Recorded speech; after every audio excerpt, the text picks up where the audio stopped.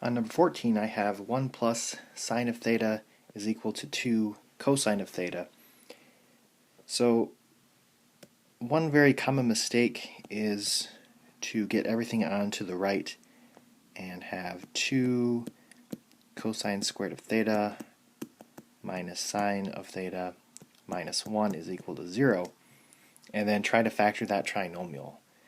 But we actually can't do that because that would be like having 2x squared minus y minus 1. Meaning, to factor this trinomial, you need this to be an x, not a y. So here you need to have all of the same trig function. They either need to be all sines or all cosines. So we need to do a little bit of work on this one. So when factoring trinomials, you want only one type of trig function. So I'm going to replace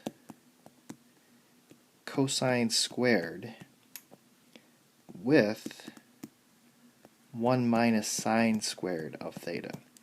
And I can do that because of the Pythagorean identity. Okay, so I'm going to erase this because I don't have room. And I'm going to replace cosine squared with 1 minus sine squared. So now I have all sines. So I'm going to distribute that 2.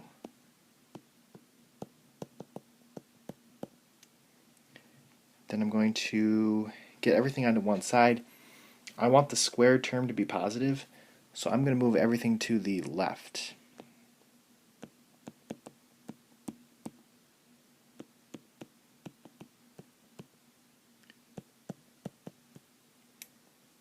Okay, so we can factor this.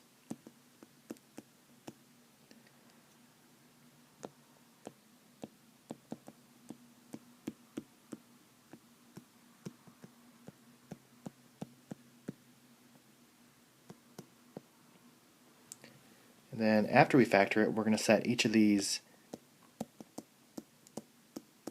equal to 0.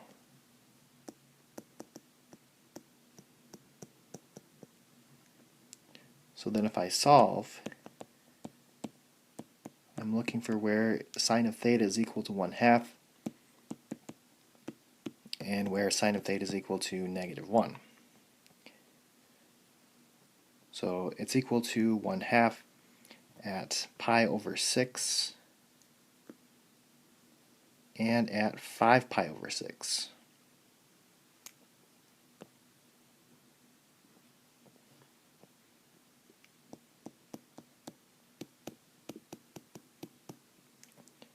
And then sine is equal to -1 at 3 pi over 2.